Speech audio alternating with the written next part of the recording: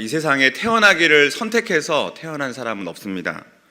자기의 부모님을 자기가 선택해서 나는 우리 엄마 아빠를 선택해서 난 여기서 태어날 거야 하고 태어난 사람은 아무도 없습니다.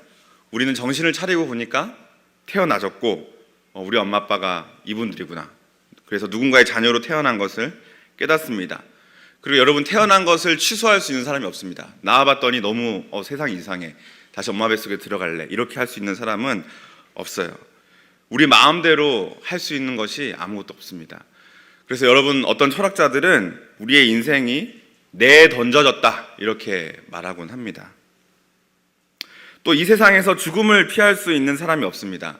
여러분, 성경에 이제 몇몇 분들이 죽음을 피하면서 승천했다, 죽음을 보지 않고 하늘로 올라갔다, 이런 분들이 있지만 아마 우리들 중에서는 그죠? 그런 분들이 없을 것 같습니다. 한 번 죽는 것은 사람에게 정해진 것이라고 성경이 말하고 있습니다. 우리는 다 죽을 것이에요. 그리고 간혹 우리가 스스로 죽기를 선택하는 그런 안타까운 경우가 있지만 대부분 우리는 우리의 죽음을 통제할 수가 없습니다. 그래서 여러분, 탄생과 죽음은 절대적인 것입니다. 우리가 스스로 어떻게 할 수 없는, 이 세상에 어떤 잘난 사람이 있더라도 그 사람이 얼마나 잘났고 얼마나 위대하고 얼마나 대단한 사람일지라도 이것에서 자유로울 수 없습니다. 사람은 태어나고 사람은 죽습니다. 시작부터 이런 얘기하니까 무겁죠?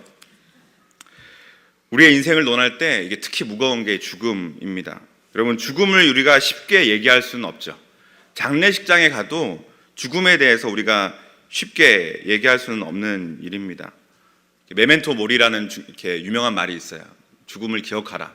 근데 여러분, 사실 죽음을 생각한다는 것은 무척 부담스러운 일입니다. 여러분 죽을 거 생각해 보세요. 얼마나 부담스러운 일이겠습니까? 근데 여러분, 우리가 이것을 뒤집어 본다면 우리가 우리의 죽음을 잘 다룰 수 있으면 나머지 문제들도 쉽게 다룰 수 있다는 뜻이 됩니다. 우리가 이 죽음이라는 문제가 가장 중요한, 가장 무거운 문제라면 우리가 이 죽음을 다룰 수 있게 되면 나머지 문제들은 쉬워진다.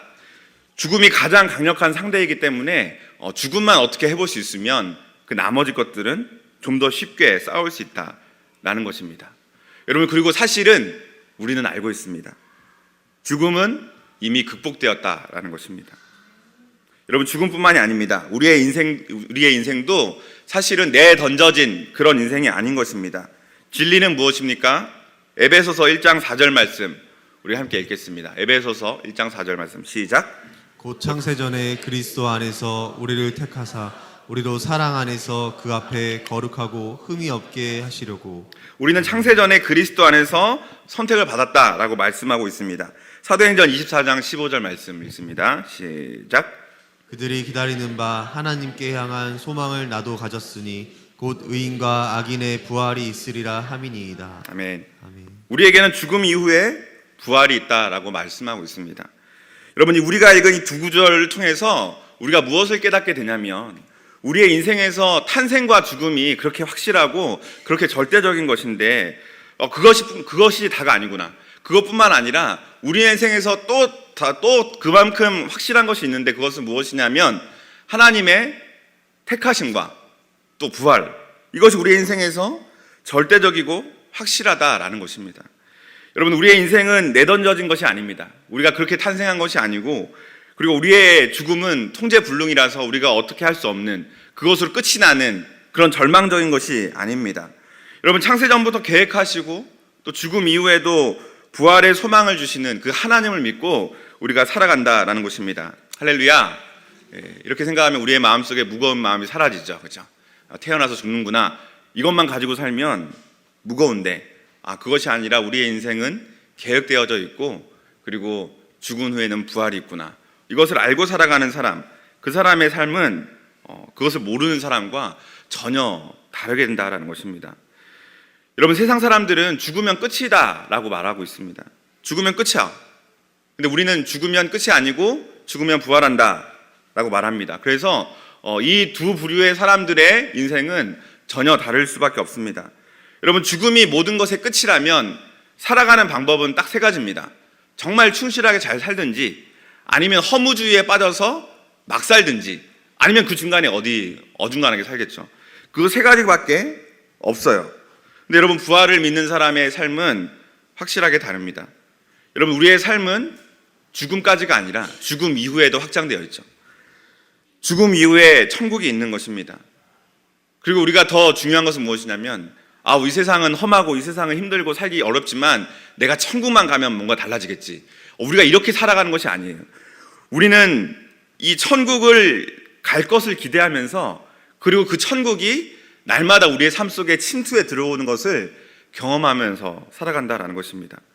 여러분, 오늘의 우리의 삶이 힘들고 고통스럽고 그것이 너무나 우리에게 벅찰 수 있어요. 그런데 그것이 하나님께 맡겨질 때, 하나님의 나라가, 하나님의 다스리심이 저 멀리, 저 영원에서 우리 가운데 들어오기 시작할 때, 그때가 언제입니까? 우리가 예배할 때죠. 그때 우리가 하나님께 기도할 때, 바로 그때 우리가 하나님의 그 다스리심 안에 거하는 것입니다. 여러분, 예수님께서 이 땅에 오셨는데 이 땅에 오셨으면서 하신 일, 가장 중요한 일 중에 하나가 무엇이냐면 천국이 우리 가운데 가까이 왔다라고 하는 것입니다. 누가복음 17장 20절 21절 말씀 함께 읽습니다. 시작. 바리새인들이 하나님의 나라가 어느 때에 임하나이까 묻거늘 예수께서 대답하여 이르시되 하나님의 나라는 볼 수 있게 임하는 것이 아니요 또 여기 있다 저기 있다고도 못하리니 하나님의 나라는 너희 안에 있느니라. 아멘. 여러분, 이것이 우리가 가진 놀라운 특권인 것입니다. 하나님의 나라가 저기 멀리 죽은 후에 있는 것이 아니라 바로 지금 여기 우리 안에 있다라는 것입니다. 하나님이 나를 다스리시는 것입니다. 여러분, 우리가 경험하는 하나님의 다스리심은 아주 부분적이지만 영원한 천국을 이곳에서 경험하는 것이에요. 믿으십니까?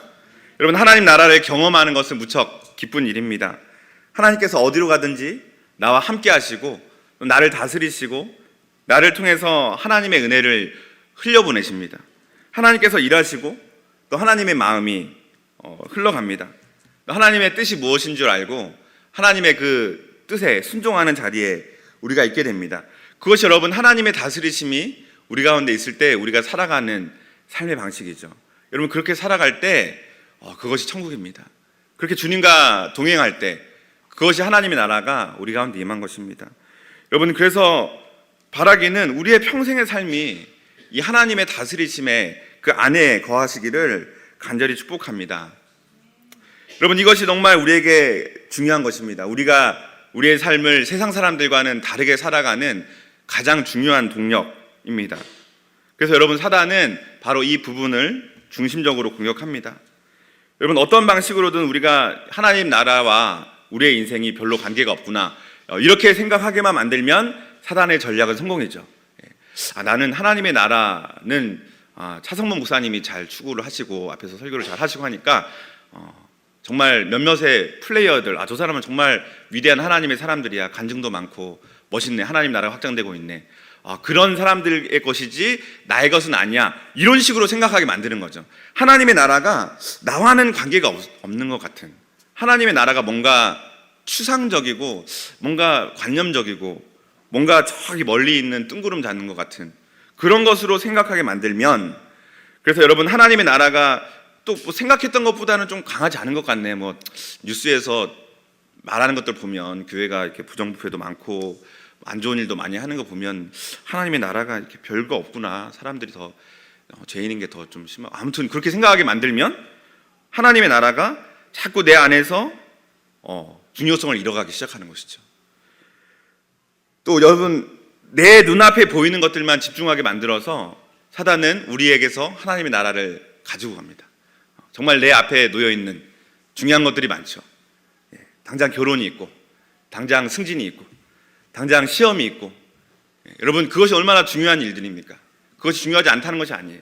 정말 중요한 일들이고, 여러분, 우리의 삶에서 그런 중요한 일들이 너무나 많습니다. 우리가 가치를 주는 대로 그 모든 일들이 가치 있는 일들이고 정말 중요한 일들이기 때문에 여러분, 하나님의 나라가 그 중요한 일들 틈바구니에서 우선순위의 경쟁을 하다가 떨어질 수 있다는 거예요. 왜냐하면 하나님의 나라는 급해 보이지 않거든요. 근데 우리의 삶을 흔들면서, 야, 지금 너희가 이럴 때가 아니야, 빨리 이거 지금 빨리 시험 빨리 공부를 해야 돼, 빨리 장가를 가고 빨리 애를 낳아야 돼, 이렇게 말하는 것들, 그것들이 우리의 삶을 뒤흔들면서 하나님의 나라가 아니라 우리 자신을 바라보게 만드는 것이죠. 그래서 여러분, 그리고 우리가 어느 정도 노력을 하면 우리의 힘으로 어느 정도 뭔가 성취하는 것도 있어요. 우리가 인생을 살아가면서 열심히 공부하면 좋은 대학에 들어갈 수도 있고, 또 직장 생활을 열심히 해서, 그죠? 인사고과를 잘 챙기고, 그렇게 하다 보면 좋은 자리에 올라가고, 그렇게 승승장구할 수 있는 것이죠. 그래서 어느 정도 우리의 힘으로 무언가를 이루는 삶, 성취하고 살아가는 삶, 그런 삶을 살아가게 만들면서 하나님의 나라를 보지 못하게 합니다. 그래서 여러분, 먼저 그의 나라와 그의 의를 구하라. 그리하면 이 모든 것을 너희에게 더하시리라. 그렇게 약속하셨는데, 먼저 그 나라와 의를 구하기보다 나에게 필요한 것을, 그 모든 것을 구하는데 우리의 에너지를 다 쏟는다라는 것입니다. 여러분, 그러다 보면 우리의 인생은 하나님 나라와 전혀 관계없는 그런 삶을 살게 됩니다. 그리고 사실은 그렇게 살아가는 우리의 삶은 허덕거리고 살아가고 있어요. 여러분, 그렇게 살아가면서 하나님 나라와 관계없이 살아가면서 막 평안하게 살아간다. 뭐 미니멀리즘을 추구하는 사람들 뭐 그렇게 할 수 있겠지만 그런 사람 별로 못 봤어요. 마음의 평안함이 없습니다. 하나님 나라와 관계없는 것들을 추구하며 살다 보면 이것들을 잊어버리지 않을까, 이것들을 잃지 않을까 전전긍긍하면서 살아갑니다. 마음의 영원한 평안은 찾아오지 않습니다. 여러분, 그런 우리 자신을 보면서 내가 다시 돌아가야지, 내가 다시 그 약속의 말씀을 붙들어야지, 내가 다시 믿어야지, 이런 마음들 너무나 간절한데 좀처럼 그 마음이 회복되지가 않아요. 여러분, 우리의 마음이 너무나 세상에 휩쓸리다 보니까 그래, 내가 하나님 앞에 나아가서 다시 하나님 나라를 회복해야지 라고 생각하고 하나님 앞에 머물고 싶어도 그 관성 때문에 우리가 그 자리에 나올 수가 없게 만듭니다. 여러분, 그것이 너무 쉽지 않은 일인 것이죠. 내 문제는 너무 심각해지고 이 세상은 나에게 너무나 많은 것을 요구합니다. 그래서 여러분, 그 결과 무엇이냐면 하나님 나라를 누리지 못하게 되는 것이죠. 그리고 그렇게 살다 보면 우리의 삶은 믿지 않는 사람들이랑 전혀 다를 바 없는 그런 삶을 살게 됩니다. 그러면 인생이 허무해지기 시작하고, 허무하니까 무엇인가로 열심히 채우려고 노력합니다.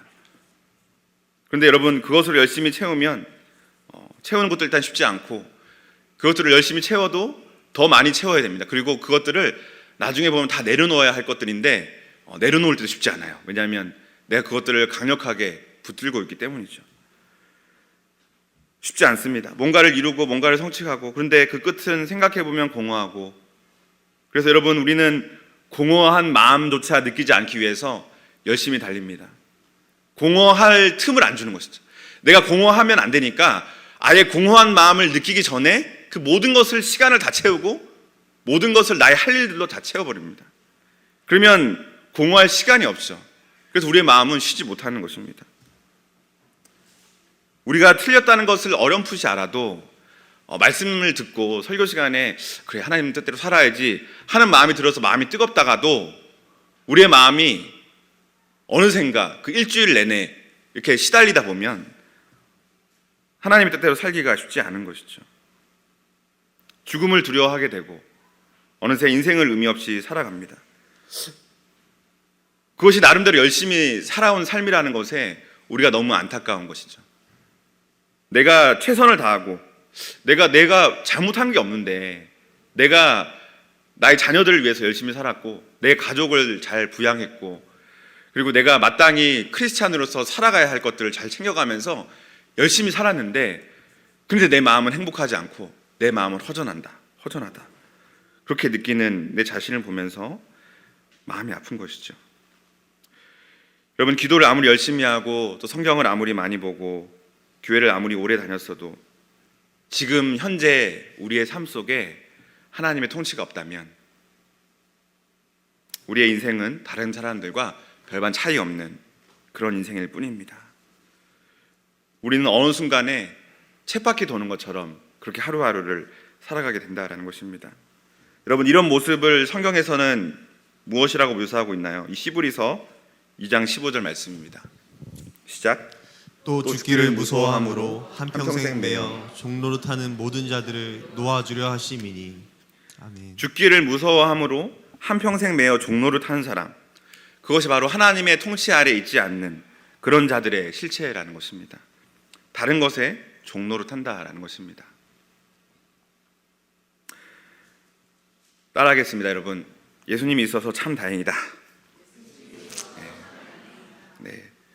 이렇게 말씀드리면 참 못 살 것 같죠? 근데 예수님이 계십니다. 할렐루야. 예수님은 그런 우리 인생에 찾아오십니다.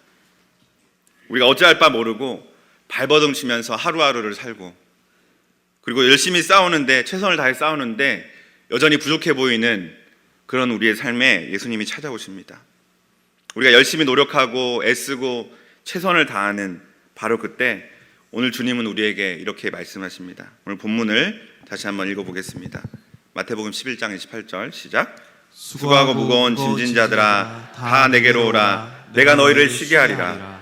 나는 마음이 온유하고 겸손하니 나의 멍에를 메고 내게 배우라. 그리하면 너희 마음이 쉼을 얻으리니 이는 내 멍에는 쉽고 내 짐은 가벼움이라 하시니라. 아멘. 주님은 우리를 부르십니다. 수고하고 무거운 짐진 자들아, 그렇게 우리를 부르십니다. 우리는 회사 일에, 자녀 양육에, 또 미래에 대한 두려움에, 여러 가지 고민들에 많은 짐들을 짊어지고 있습니다. 좀처럼 쉬지 못하면서 교회 나오면 그렇게 보이기는 싫으니까 잘 사는 것처럼 또 보여야 되죠. 그것도 하나의 짐이죠. 우리는 무거운 짐을 날마다 짊어지고 살아갑니다. 도대체 왜 그런 짐을 다 짊어지고 사세요? 그게 다 무겁고 우리의 삶을 억누르고 있는 것을 아는데 우리가 왜 그것들을 다 짊어지고 있습니까? 그 이유는 두렵기 때문입니다. 여러분, 두렵지 않으면 짊어지지 않아도 되는데 우리가 두렵기 때문에 그 짐들을 다 짊어집니다. 그리고 우리가 두려워하는 이유는 무엇입니까? 그 두려움의 가장 근본적인 이유, 그것을 추적해 들어가다 보면 두려움의 근본적인 동기는 바로 죽음을 두려워하는 것이다 라는 것입니다. 여러분, 그래서 우리는 죽을까 봐서 짐을 지고 있습니다. 이게 없으면 죽을까 봐 짐을 지고, 이게 아니면 죽을까 봐, 내가 저렇게 하면 죽을까 봐 짐을 지고 있습니다. 주님께서 그런 우리에게 따뜻한 목소리로 말씀하십니다. 다 내게로 오라. 내가 너희를 쉬게 하리라. 여러분, 우리가 가만히 생각해 보면 우리가 어떻게 쉬는지 잘 몰라요. 우리가 짐을 어떻게 내려놓는지도 잘 몰라요. 그렇죠.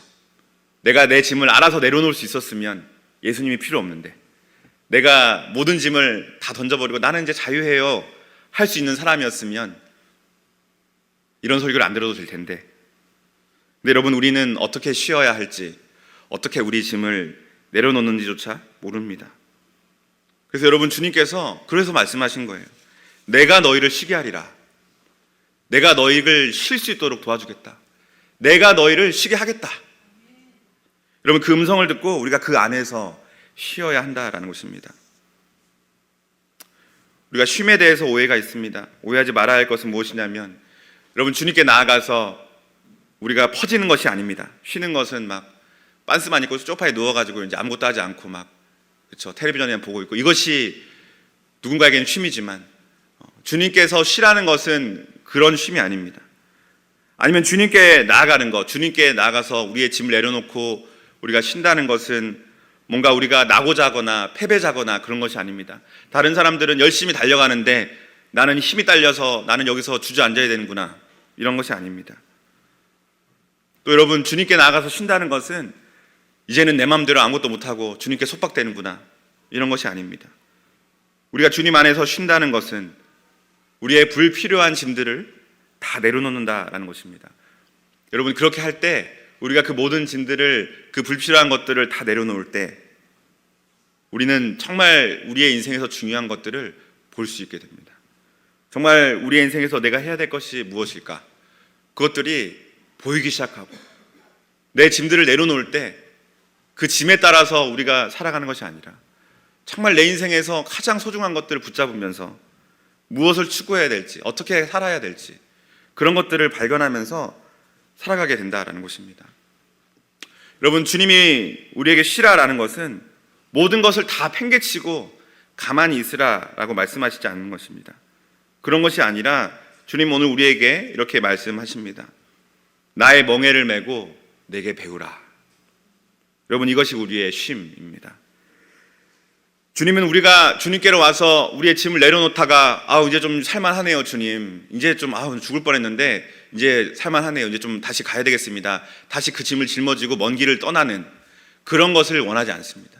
주님께서 우리에게 내게로 오라 하셨을 때는 주님은 자신이 종착역이 되시는 것입니다. 주님은 휴게소가 아니라 주님께로 왔을 때 그 모든 짐들은 끝나는 것, 바로 주님은 그 쉼을 말하고 계시는 것입니다.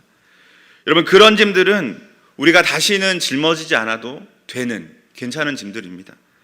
그래서 여러분, 그런 짐들을 짊어지지 않기 위해서 우리는 무엇을 해야 하는가? 우리는 예수님의 멍에를 매야 한다는 것입니다. 그 멍에는 무엇이냐면 예수님과 함께 발맞추어 걷는다라는 것을 말합니다. 예수님과 동행하면서 예수님의 일을 보고 예수님의 뜻을 알고 그분의 마음을 알고 그분을 닮아가는 것, 그것이 그분의 멍에를 매는 것입니다. 여러분, 우리가 인생을 힘들게 살아가는 것보다 그렇게 예수님을 닮아가는 것이 훨씬 더 쉬운 일입니다. 여러분, 이것이 아까 나누었던 하나님의 다스리심과 일맥상통하는 부분이 있습니다. 아주 단순하게 말하면 우리가 예수님께 나아갈 때 우리의 마음은 쉼을 누리고 우리를 통해서 주님이 일하시기 시작하는 것입니다. 우리가 주님의 멍에를 메고 주님께 배우기 시작할 때 두려움이 떠나갑니다. 사랑과 진리로 우리를 가르치시기 때문이죠. 주님은 우리의 두려움을 너무나도 잘 이해하고 계십니다. 우리가 왜 무거운 짐을 짊어지고 있는가? 왜 우리가 두려운가? 왜 우리가 죽기가 무서운가? 왜 그렇습니까? 주님이 왜 그것들을 잘 이해하고 계실까요? 그것은 주님이 겪으셨기 때문입니다. 히브리서 2장 9절 말씀 함께 읽겠습니다. 2장 9절 말씀 시작. 오직 우리가 천사들보다 잠시 동안 못하게 하심을 입은 자 곧 죽음의 고난 받으심으로 말미암아 영광과 존귀로 관을 쓰신 예수를 보니 이를 행하심은 하나님의 은혜로 말미암아 모든 사람을 위하여 죽음을 맛보려 하심이라. 아멘. 여러분, 주님은 우리를 위해서 죽음을 맛보셨습니다. 그리고 영광과 존귀로 관을 쓰셨지요. 주님은 죽음을 경험하셨기 때문에 우리를 이해하십니다. 우리가 무엇이 두려운지 정확하게 아십니다. 그리고 그 모든 짐들을 어떻게 하면 떨쳐버릴 수 있는지 주님이 가장 잘 아십니다. 그래서 여러분, 오늘 우리가 해야 할 일은, 오늘 우리가 주님 앞에서 해야 할 일은 우리의 짐들을 주님 앞에 고백하면서 하나씩 아뢰는 것입니다. 우리가 찬양했던 것처럼 마음속에 근심 있는 사람 주 예수 앞에 다 아뢰어라. 여러분, 우리의 모든 마음들, 모든 근심들 주님께 드리면서 그것을 올려드리든 내려드리든 내려놓든 주님께만 드리면서 주님이 그것을 다스리십시오. 그리고 주님이 그것을 다스리신다면 그것이 어떻게 되든 가장 우리에게 최선의 것이 된다. 그것을 믿는 저와 여러분이 되시기를 주님의 이름으로 축복합니다. 말씀의 결론을 맺겠습니다. 여러분, 하나님의 택하신 탄생 그리고 영원한 천국 사이에서 우리가 살아갑니다. 우리가 그렇게 살아갈 때 갖은 고생을 하면서 살겠지만, 그러나 여러분, 주님 안에서 쉬면서 주님의 멍에를 함께 메시는 저 여러분이 되시기를 축복합니다. 하나님의 다스리심을 날마다 경험하고 그 다스리심을 나를 통해서 흘러가도록 하는 그런 여러분이 되시기를 축복합니다. 그래서 천국이 저 멀리 있는 것이 아니라 나의 삶 가운데 있다라고 간증할 수 있는 우리의 삶이 되기를 축복합니다. 여러분, 마지막으로 우리가 다 함께 죽음에 대해서 승리를 선포할 것입니다.